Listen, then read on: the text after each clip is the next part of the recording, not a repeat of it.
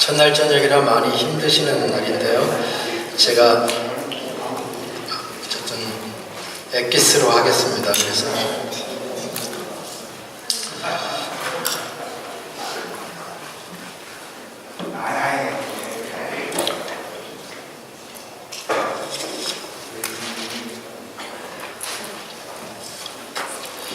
아까 제가 사오정 시리즈를 했는데요.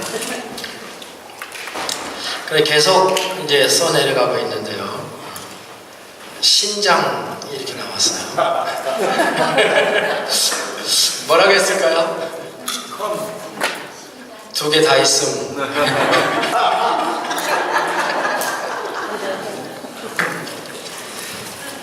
이 회사의 지원 동기 이렇게 쓰라고 그랬어요. 지원 동기 그렇게 썼더니 지원이는 동기가 아니라 후배임.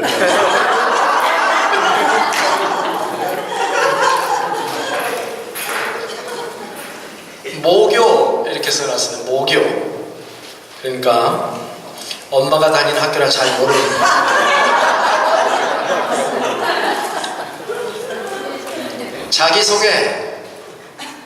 자기소개 하라니까 우리 자기는 아주 예쁨.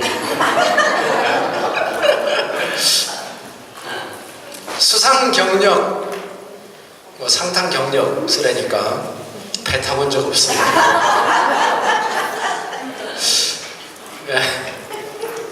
너무 웃기는. 이럴 수도 있구나. 자,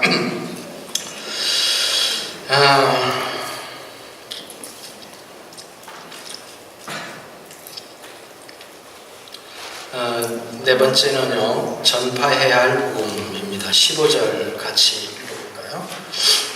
그러므로 나는 할 수 있는 대로 로마에 있는 너희에게도 복음 전하기를 원하노라.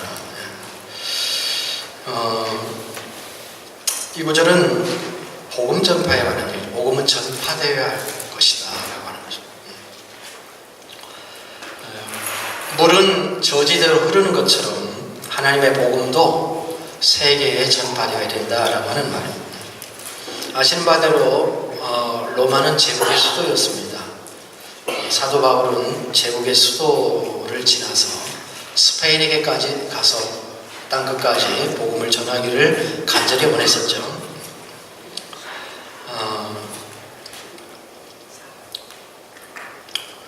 바울은 로마 교인들에게 뭔가를 나누어줘야 되겠다라고 하는 거룩한 부담감을 갖습니다.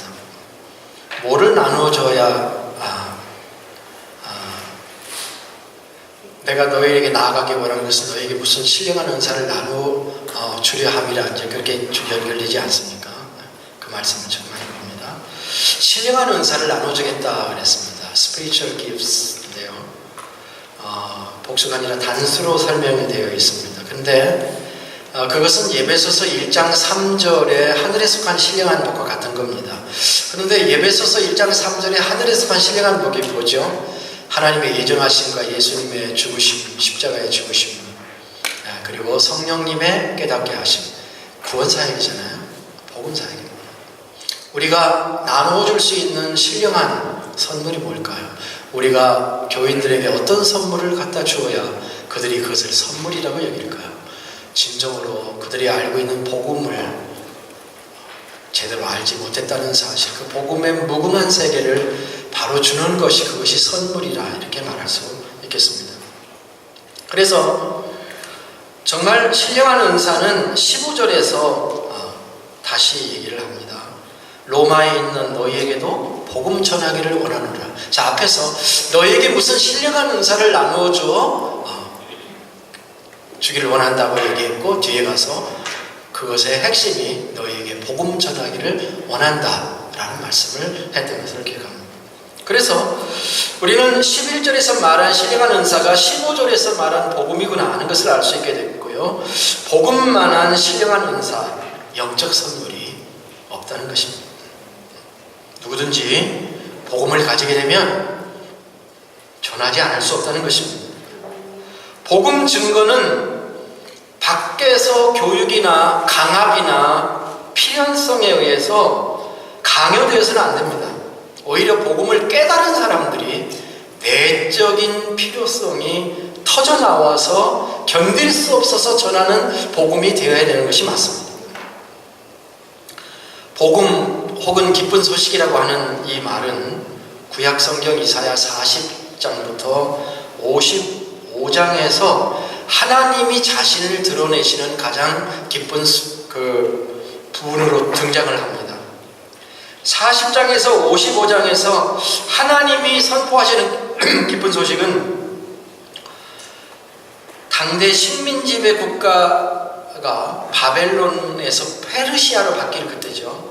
그 사건을 바탕으로 하고 있는데 추방당하여서 황량한 삶을 살고 있는 저들에게 고국으로 돌아간다라고 하는 그런 소식을 선포하는 것이죠. 그게 기쁜 소식이에요. 그토록 기도했고 방랑했던 방랑의 종지부를 찍고 목 터져라고 불렀던 기도가 응답이 되어서 고국에 돌아가 새 나라를 이루겠다는 기쁜 소식. 울며 씨를 뿌렸더니 기쁨으로 그 단을 가지고 돌아간다라고 하는 거죠. 이 소식을 전파하는 자의 발은 아주 가볍습니다. 놀랍고도 반가워라. 희소식을 전하려고 산을 넘어 달려오는 저 발이여. 이것이 복음 증거하는 사람들의 발이어야 할 줄로 믿습니다. 그런데 문제는 복음 전파하는 사람들에게 이 기쁨이 부재하다라고 하는 사실입니다. 복음을 전하는 사람이 무슨 부담을 주려는 것처럼, 부담을 안 주려고 하는 것처럼 잔뜩 긴장하고 마치 어려운 물건을 팔려고 온 사람처럼 접근하는 것은 아니다라고 하는 것입니다. 그것은 복음의 선포가 아니고 신령한 선물을 나누어주는 게 아니죠. 복음 전파는 받는 자들에게 유익을 주는 것입니다. 신령한 은사는 받는 사람을 견고케 만들어주기 때문에 내가 너희 보기를 간절히 원하는 것은 신령한 은사를 너희에게 나누어 주어 너희를 견고케 함이라. 계속해서 복음이 사람을 견고케 한다는 얘기가 계속 반복되어 나가고 있습니다. 자, 이 구절에는 복음 전파와 관련해서 몇 가지 교훈이 있는데요. 첫째는 복음 전파가 마음대로 되지 않는다고 해도 낙심하지 말라는 것입니다. 형제들아, 내가 여러 번 너희에게 나아가고자 하였으나 그것을 너희가 모르기를 원치 않는데 이는 너희 중에서도 다른 이방인 중에서와 같이 열매를 맺게 하려 함이로되 지금까지 길이 막혔도다. 우리가 전도해보면 수없이 길이 막힙니다. 여러 번 길이 막혔는데 누가 막았는지 알 수가 없어요. 고린도후서 4장 4절처럼 이 세상 신이 믿지 않는 사람들의 영혼을 혼미케 해서 하나님의 영광의 복음의 광채를 막은 것인지, 아니면 바울이 아시아 전도를 막으신 것처럼 성령이 하신 것인지 모릅니다. 그러나 한 가지 아는 것은 있습니다. 결코 우리는 복음 전파를 포기할 수 없다는 것입니다. 학자들은 그런 얘기를 하죠. 만일 로마 전도가 사도 바울에게 쉽게 이루어졌으면 로마서라는 책은 없었다. 맞죠? 그래서 하나님의 뜻을 믿고 인내하면서 때를 얻든지 못 얻든지 항상 힘쓸 때 복음의 전파의 역사는 때가 되면 하나님께서 터뜨려 주실 줄로 믿습니다. 몰몬 전도 참 부담되는 주제입니다. 내일 잠깐 몰몬에 대해서 좀 소개를 해드리겠습니다만은 저 철옹성과 같은 견고한 몰몬들 정말 어떻게 무너져. 이 사람들이요, 예수님의 재림을 믿어요. 이 사람들도 믿는, 재림은 믿는데 우리는 믿고 끝나잖아요. 이 사람들은 마지막 때의 환란을 대비해서 스토리지를 만들어 놨습니다. 스토리지. 몰몬들은 모두 자급자족할 수 있도록 플로리다의 제일 세계에서 큰 목장이 몰몬들 겁니다. 그들은 자급자족 자기 몰몬들이 회사를 다 오면서 거기서 만들어서 월막 같은 센터를 미국 여러 곳을 만들어 놓고 거기다 물건을 다 쟁여 놓습니다. 주님 재림에서 모든 것이 다 유통망이 끊어지면 자기들이 신자들 먹여 살리겠다는 거예요. 그리고 기한 지난 것들을 이렇게 밀어내서 구제하고요. 새 것 같다. 스토리지 쌓아놓고. 그러니까 그 사람들은 스토리지 가보면은 월막같이 생겼다는 거예요. 빽빽하게 제작돼. 제가 처음으로 유타 와서 교회에서 땅을 샀는데 2.75에이커짜리 땅을 샀는데 집이 하나 딸린 땅을 샀어요. 그래서 이제 제가 그 집에 들어가서 한 10년 살았는데요. 지하실에 가보면은 스토리지가 있어요. 바닥은 모래예요. 그러니까 지하실 내려가 보면 문이 방이 하나 있는데 방을 딱 열어보면 바닥이 모래고 양쪽에 콘크리트로 이렇게 쳐 있어. 위에 음식물 저장하고 밑에 음식물 저장하도록. 이게 전통적인 몰몬들의 그 패밀리의 건축이에요. 주님 오시면 재앙이 일어나면 먹고 살 것을 미리 준비해 놓는다는 거죠. 그런 스타일입니다. 그래서 언제 정말 무너질 수 있는가 답답해요. 우리 유타 교회는 침략이 넘는 교회인데 초교파적으로 10개 교회 정도 되거든요. 그래서 제가 회장으로 있을 때 제가 한 10개 교회 돌아가면서 회장을 하니까 두 번째 회장인가 세 번째 회장할 때 우리 기도해야 된다. 이 최전선에서 우리가 지금 전투를 하고 있는데 기도하지 않으면 안 된다. 그래서 한 달에 한 번 초교파적으로 이제 중보기도 모임이 있습니다. 유타는 벌써 한 15년 정도 하고 있어요. 매월 셋째 주 목요일날 이번 주 이제 돌아가면 우리 교회에서 이번에 하는데 돌면서 하죠. 그래서 우리가 싸워야 된다. 영적 싸움을 싸워야 된다.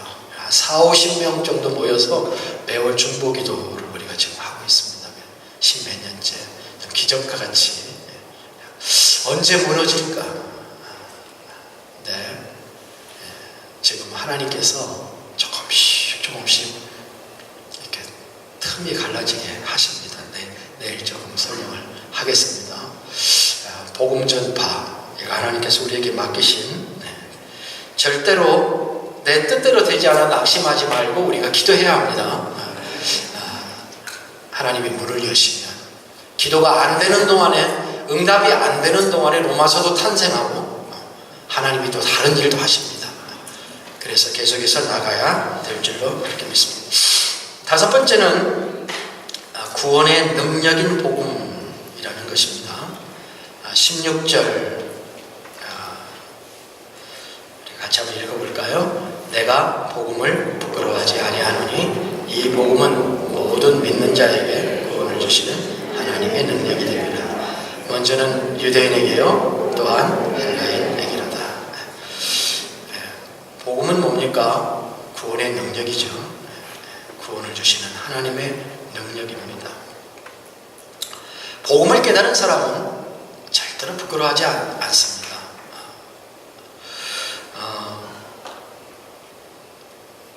부끄러워하지 않는다라고 하는 말은 부끄러운 게 부정이기 때문에 부끄러워하지 않는다는 말은 부정을 한 거죠. 이중부정입니다. 그렇게 볼 수 있겠죠. 복음의 눈뜨다라고 하는 책을 쓴 제라드 윌슨이라는 사람을 복음을 깨달은 것을 메이플 시럽에다가 비교를 이렇게 했습니다.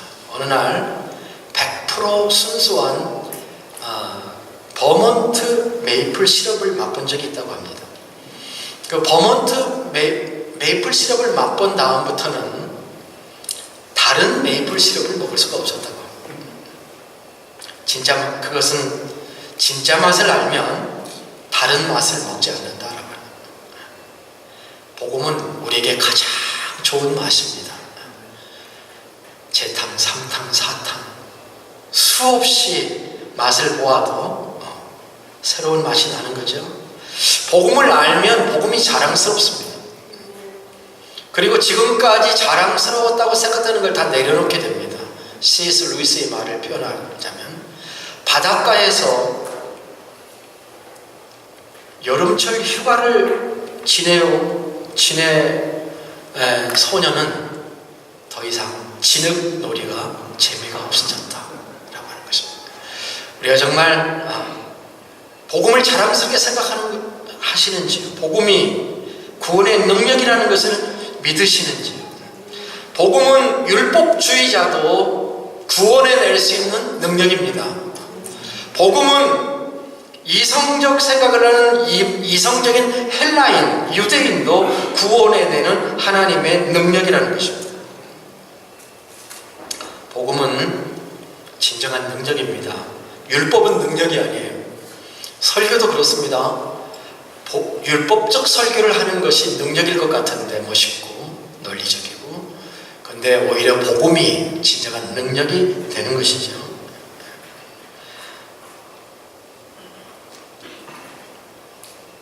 복음서 복음으로 읽기라고 하는 책이 성서 유니온에서 나온 게 있는데요. 거기에서 스티븐 라이트라고 하는 사람이 이런 얘기를 합니다. 우리가 예수님이 주신 선물보다 그분의 명령을 더 강조할 때 복음서 읽기는 커다란 부담으로 다가온다. 물론 우리는 성경의 메시지를 삶에 적용해야 한다는 것을 이해하기 때문에 설교할 때 뒤에 가서 필요합니다, 해야만 합니다, 반드시 해야만 합니다, 지켜야만 합니다 라는 말을 붙이게 된다. 그런데 그것이 복음서를 설교하는 바른 자세냐? 이런 말들이 때때로 유익할 수 있다. 그러나 이런 말들 대신 그분이 행하셨습니다. 그분이 행하십니다. 그분 안에서 그분의 은혜로만 가능한 일입니다.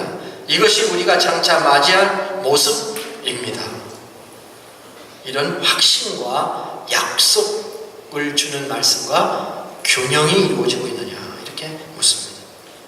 우리가 말하는 기쁜 소식의 중심에 하나님이 계시다면 우리는 확신과 약속의 분위기가 훈계와 명령보다 우선되어야 할 것입니다. 복음서를 설교할 때는 더욱 그렇습니다. 설교자가 복음의 능력을 제한해서 복음에 무엇을 더하려고 해서는 안 된다는 설득입니다. 바위를 폭파하는 것은 한 개인의 힘으로 되지 않습니다. 그것은 다이너마이트를 사용해야 합니다. 우리가 하는 일은 그 속에 구멍을 뚫어서 그 속에 복음을 넣는 일입니다. 폭발케 되는 것은 복음이라는 능력을 사용하여 성령 하나님께서 해 주실 것입니다. 복음은 능력입니다.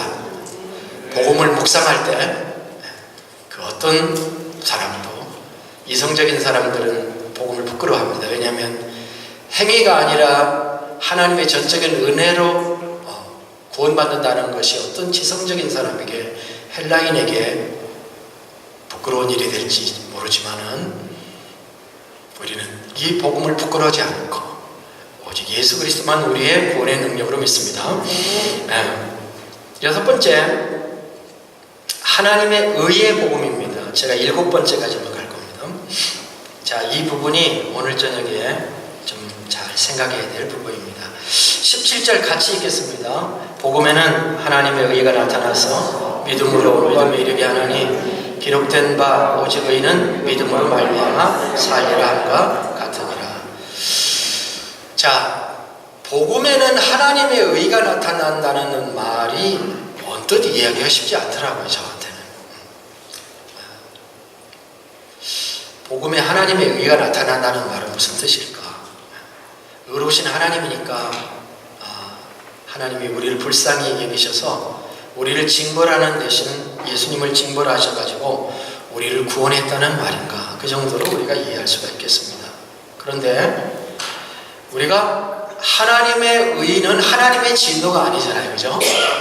하나님의 의는 진노와 다릅니다. 17절에 하나님의 의는 하늘로부터 나타난다 이렇게 되어 있고요. 18절에는 하나님의 진노도 하늘로부터 나타난다고 했는데요. 이 두 개는 같은 것일까요? 다른 것일까요? 구분하는 게 옳다고 생각합니다. 저는 여기서 이런 포인트를 보고 싶어요. 하나님의 의와 함께 언급되는 믿음이라고 하는 단어에 주목할 필요가 있습니다. 로마서에서는 하나님의 의와 믿음이라는 게 함께 나오는 구절이 3장 22절에도 있습니다. 3장 22절에는 하나님의 의는 예수 그리스도를 믿음으로 말미암아 모든 자에게 미치는 하나님의 의니 차별이 없습니다. 이신득의 칭의에 대한 말씀을 하고 있는 거거든요. 1장 17절에는 뭔가 하나님의 의에 대해서 얘기를 하는데 우리가 일반적으로 이해하는 하나님의 의보다는 뭔가 그 내용이 있는 것처럼 보입니다. 보다 적극적입니다. 포괄적이고 전우를 두르는 그 어떤 무엇이 활동력이 있습니다. 이해를 더하기 위해서 요셉 이야기를 해보겠습니다. 마태복음 1장 18절로부터 21절에 보면은 예수님의 나심은 이러하니라. 그의 어머니 마리아가 요셉과 약혼하고 동거하기 전에 성령으로 잉태된 것이 나타났더니 그의 남편 요셉은 의로운 사람이라. 그를 드러내지 아니하고 가만히 끊고자 하여 이 일을 생각할 때에 주의 사자가 현몽하여 이르되 다윗의 자손 요셉아 내 아내 마리아 데려오기를 무서워하지 말라. 그에게 잉태된 자는 성령으로 된 것이라. 아들을 낳으리니 이름을 예수라 하라. 이는 그가 자기 백성을 그들의 죄에서 구원할 자이시라 하니라. 자, 여기서 생각해 볼 문장은 이겁니다. 그의 남편 요셉은 의로운 사람이라 그를 드러내지 아니하고 가만히 끊고자 하여 이 일을 생각할 때에 라는 말이에요. 자, 여기서 이런 질문을 던져봅니다. 의로운 사람이라는 것은 누구냐? 정혼한 아내가 임신을 했습니다. 남자로서 요셉이 이것을 알았을 때 믿었고 사랑을 주었던 남자로서 여인에게 받는 상처가 대단했을 것이고 아마 용서할 수 없었을 거예요.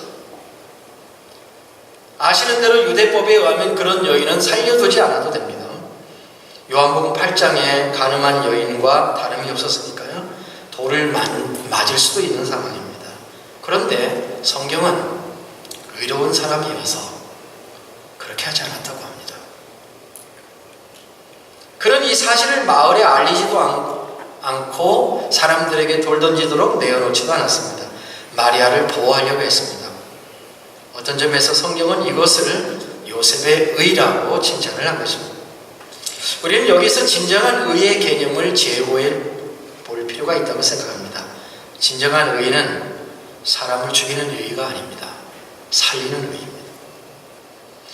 여기에 하나님의 의에 접근하는 다른 각도의 접근법이 있습니다. 우리는 하나님의 의를 생각하면 기가 먼저 죽습니다. 왜냐하면 하나님은 완전한 의를 가지신 분이니까. 복음에 하나님의 의가 나타났다고 할 때도 우리는 약간 살벌함을 느낄 수 있습니다.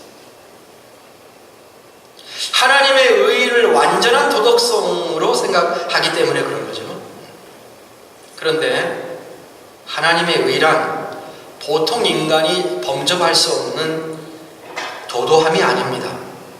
이 하나님은 거룩하신 분이셔서 천사도 얼굴을 가리고 범접하지 못할 초월적인 의의 소유자가 아니고 소유자여서 인간과는 상관이 없고 상종할 수 없는 그런 분이 아니라는 거죠. 절대적인 거룩자여서 인간의 마음속에 있는 조금만한 어두움이 있는 것도 결코 허락하지 아니하시는 의로운 하나님이라는 개념이 아닐 수 있다. 하나님의 의는 찾아오시는 의이고요, 기다려주시는 의이고요, 십자가에서 죽으시는 의입니다. 도저히 상종하지 않는 사마리아의 남편이 수없이 바뀐 사마리아 여인을 찾아오셔서 그를 새로운 지식의 세계로 이끌어주는 의. 하나님의 의는 우리를 구원하고 우리를 감동시켜주고 변화의 의지를 일으켜주고 새 사람이 되게 만들 수 있는 그런 의입니다. 하나님의 의는 부족하고 가련한 죄인의 길을 죽이는 의가 아니고 하나님의 의는 예수 믿으면 저렇게 힘들게 살아야 돼. 그런 생각과 함께 나는 도저히 그런 생활은 살 수 없어 라는 자책감으로 교회를 멀리하게 하는 그런 의가 아닙니다. 복음에 나타난 하나님의 의는 쌀쌀하고 냉랭한 블루빛의 의가 아닙니다. 가끔 자동차 헤드라이트를 보면 그 블루 라이트 우리가 봅니다. 깜짝깜짝 놀라게 되더라고요. 하나님의 의는 따뜻한 의입니다. 하나님의 의는 주인인 우리를 배려하는 의입니다. 복음에 나타난 하나님의 의는 우리의 길을 죽이는 의가 아니라 우리를 믿음에서 믿음으로 인도하는 의라는 것입니다. 그 믿음은 단순히 한 번만의 믿음이 아니라 from faith to faith. 하나님의 의는 오직 믿음으로 우리를 살게 하는 의인 것입니다. 의인은 믿음으로 산다 라는 말이 있습니다. 성경에 3번 나오는데요, 원문은 하박국서인 것을 우리 다 알고 있습니다. 보라, 그의 마음은 교만하며 그 속에서 정직하지 못하나 의인은 그의 믿음으로 말미암아 살리라. 하박국이 하나님께 질문한 거잖아요. 하나님, 왜 의로운 나라가 불의한 나라에 의해서 심판을 받습니까? 그런 질문으로부터 하나님께 나아갈 때 그런 이해할 수 있는 모든 상황 속에서도 의인은 믿음으로 산다라는 대답을 했습니다. 하나님의 의인은 우리를 심판하여 예수 그리스도를 우리가 아니라 예수 그리스도를 심판하여 우리를 살리시는 의입니다. 그것이 복음에 나타나는 하나님의 의. 그것은 사랑이라고 말할 수도 있는 의입니다. 사랑이 섞여 있는 의죠. 하나님의 의는 죄를 심판한다는 안경을 쓰고 있는 싸늘한 의가 아니라 자기 아들이라는 대책을 세우고 실제로는 자신이 십자가의 죽음으로 희생함으로 우리를 의롭게 만들어주고 우리를 끌어안는 의, 이것이 복음에 나타난 하나님의 의인데요, 우리는 이것을 하나님의 사랑이라고 부를 수도 있습니다. 제가 좋아하는 CCM 중에 예수 하나님의 공의라는 단어가 있습니다. 예수 하나님의 공의, 주 독생자 그의 나라 임하시네. 예수 죄물이 되시죠. 영광 중에 그의 나라 임하시네. 예수 하나님의 사랑, 주 은혜와 말씀으로 나타났네. 예수 거룩한 하나님 영광 중에 그의 나라 임하시네. 1절과 2절에 하나님이 같은 하나님. 그분은 절묘한 융화와 결합 속에서 하나님의 의는 빛이 납니다. 홀로 의로우신 그러함으로 초월적인 하나님의 의가 아니라 우리에게 찾아오셔서 우리와 함께 죽고 함께 부활하여 하늘 보좌에 함께 앉게 하시는 후덕하신 하나님의 의입니다. 이것이 그의 자신이 창조한 인간, 자기가 낳은 인간에 대해서 책임지시는 복음 안에서 나타난 하나님의 의인 것입니다. 의의 복음입니다. 복음 안에서 나타난 하나님의 의는 요셉과 비교가 되지 않습니다. 요셉은 마리아를 살려주는 의는 소유했지만 그의 의는 거기까지였습니다. 그는 가만히 끊고자 했습니다. 그러나 하나님의 의는 자신을 죽여 피 흘려 우리를 사셨습니다. 하나님의 의는 내치는 의가 아니라 우리를 품으시는 의이기 때문인 것입니다. 그는 우리를 자기 신부로 삼으시고 물로 씻어 말씀으로 정결하게 하시고 거룩하게 하시고 자기 앞에 세우사 티나 주름 잡힌 것이 없이 거룩하고 흠이 없게 하려 하시고 계십니다. 우리는 이 인간과 인류를 경륜하시는 하나님의 의의 복음을 찬양해야 합니다. 그리고 날마다 믿음 안에서 믿음으로 복음에는 하나님의 의가 나타나서 믿음에서 믿음에 이르는 신앙의 성숙으로 나아갈 수 있기를 주의 이름으로 축복합니다. 네. 마지막 2장 16절입니다. 같이 읽어보겠습니다. 2장 16절. 곧 나의 복음에 이른 바와 같이 하나님이 예수 그리스도로 말미암아 사람들의 불의란 심판하시는 그날이라. 자, 이 말에 주목해야 될 것은 나의 복음이라는 말과 심판이라는 단어 두 가지인데요. 나의 복음, 내 복음. 이것은 복음이 개인화되고 내면화되고 의식화되어야 한다는 얘기를 하고 있는 것처럼 보입니다. 사도 바울은 나의 복음이라는 말을 2번 얘기하는데요. 여기 2장 16절과 16장 25절에서도 반복을 합니다. 하나님의 복음이라고 그랬습니다. 1장 처음에 1장 2절에서 하나님의 복음, 그 다음에 아들의 복음으로 내려왔습니다. 그리고 다시 나의 복음이라는 말이 나옵니다.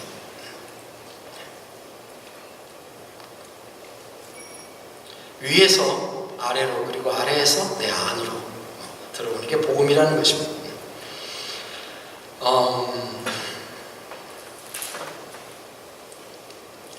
고린도전서 15장에 이런 말씀을 하시죠. 형제들아, 내가 그리스도 예수 우리 주 안에서 가진 바 너희에게 대한 나의 자랑을 두고 단언하노니 나는 날마다 죽노라 라고 말했죠. 날마다 죽노라. 복음의 내면화를 지금 얘기하고 있습니다. 우리는 복음을 믿는 자일 뿐만 아니라 복음을 사는 자입니다. 우리는 복음을 전파만 해야 되는 것이 아니라 복음을 내 것으로 만들어야 됩니다. 복음의 내용이 아시는 것처럼 죽음과 부활입니다. 내가 죽어야 되는 것처럼 날마다 죽는 것, 날마다 죽는. 내가 사람의 방법으로 에베소에서 맹수와 더불어 싸웠다면 내게 무슨 유익이 있으리요? 에베소에 무슨 사파리가 있었습니까? 맹수가 있었어요?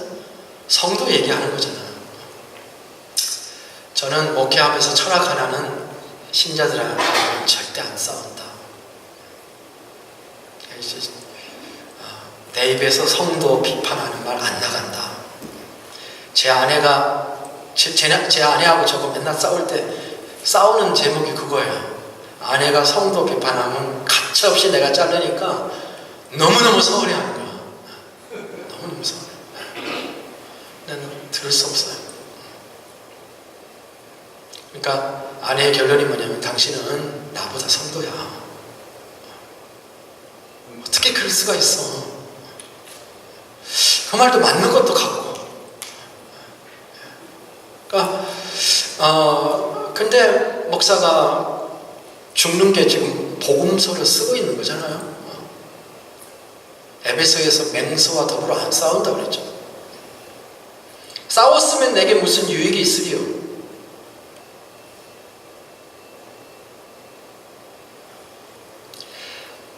부활장에서 날마다 죽는다는 말을 하는 이유가 뭘까요? 지금 나의 복음을 얘기하고 있는 것입니다.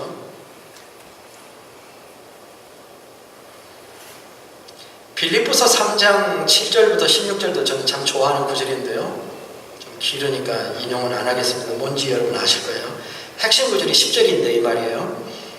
내가 그리스도와 그 부활의 권능과 그 고난의 참여함을 알려하여 그의 죽으심을 본받아 어찌해서든지 죽은 자 가운데서 부활에 이르려 하노니 내가 이미 얻었다 함도 아니요 온전히 이루었다 함도 아니라 오직 내가 그리스도께 예수께 잡힌 바 된 것을 자고하고 쫓아가느라. 형제들아, 아직 내가 잡은 줄로 여기지 아니하고 오직 한 일, 즉 뒤에 있는 것은 잊어버리고 앞에 있는 것을 잡으려고 표대를 향하여 그리스도 예수 안에서 하나님이 위에서 부르신 부르심의 상을 위하여 달려가느라. 그러므로 누구든지 우리 온전히 이룬 자들은 이렇게 생각할지라. 만일 어떤 일에 너희가 달리 생각하면 하나님이 이것도 너희에게 나타내시리라.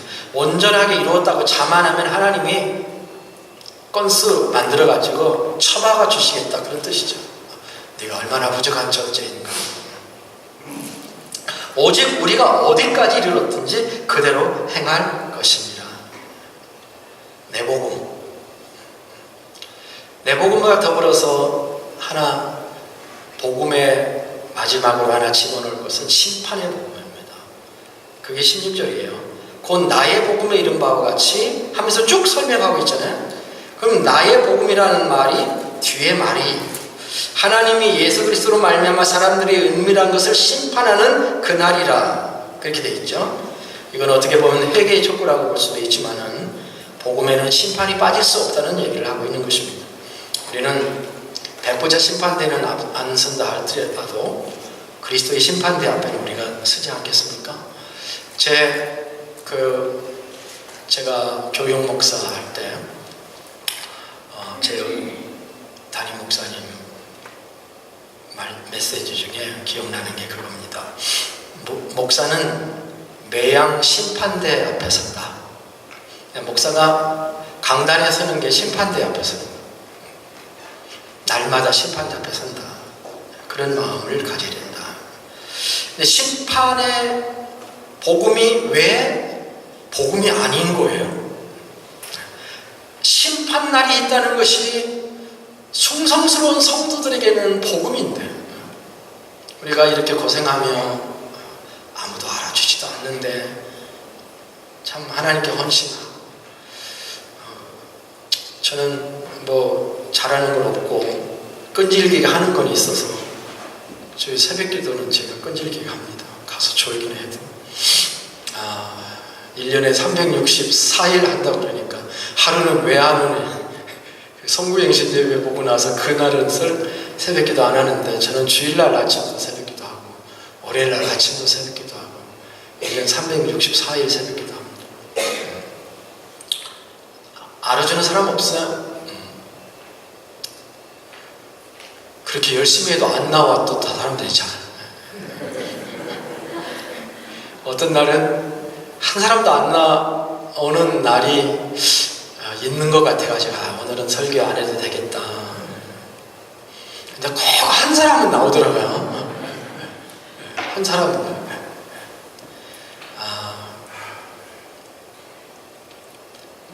주님이 오셔서 상급의 심판인데, 심판 없으면 뭔 재미가 있습니까? 축구 심판 없으면 어떻게 될까요? 야구 심판 없으면 어떻게 될까요? 모든 경기에 심판이 있으니까 심판이 돕기도 하고 그렇잖아요. 심판이 복음입니다. 나의 복음 얘기하면서 사도 바울은 주님 오셨을 때 그날을 꿈꾸는 것 같아요. 내 복음의 이름 바와 같이 심판하는 그날이라. 심판의 복음. 보통 사람에게는 심판의 복음을 얘기하면 기쁨이 사라집니다. 그러나 세상 사람에게는 그것이 정상일런지 모르지만 그리스도인에게는 그게 비정상이죠. 뭐가 자신이 그렇게 없으십니까? 주님이 오시는 날 영광스러운 주님을 만나는 소망, 그게 우리의 기쁨이기도 하죠. 그게 우리에게 심판의 복음이 기쁜 소식이 되어야 될 줄로 믿습니다. 복음의 마지막 문이 심판의 날이라는 것은 분명합니다.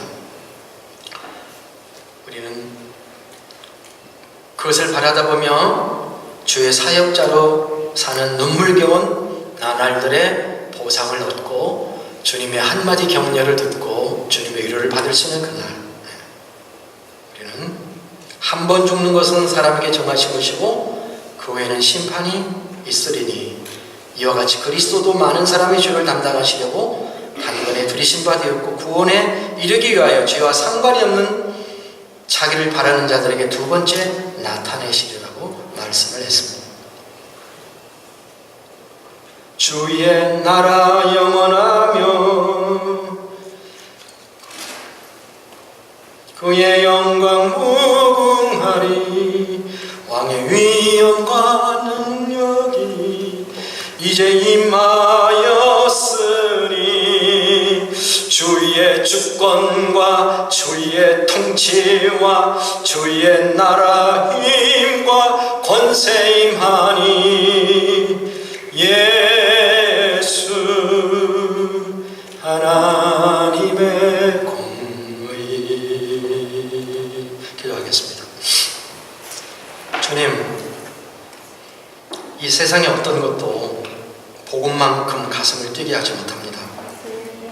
복음은 우리가 바라는 모든 것입니다. 그 속에 나를 사랑하시는 하나님의 의가 들어있음을 믿습니다.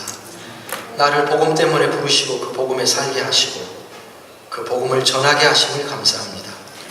온전히 죽게 하여 주셔서 주님이 사시는 목표를 하도록 우리를 이끌어 주시옵소서. 주님을 위해 고난받기에 합당한 자가 되게 하심을 감사하며 우리가 전할 복음 속에 우리가 당할 복음도 있다는 사실을 받아들이고 어찌하든지 죽음에서 부활에 이르는 주님의 삶을 본받아 살게 하여 주시옵소서. 이 복음으로 우리를 능히 견고하게 하실 지혜로우신 하나님께 예수 그리스도로 말미암아 영광이 세세무궁하도록 있기를 원합니다. 예수님의 이름으로 기도합니다. 아멘.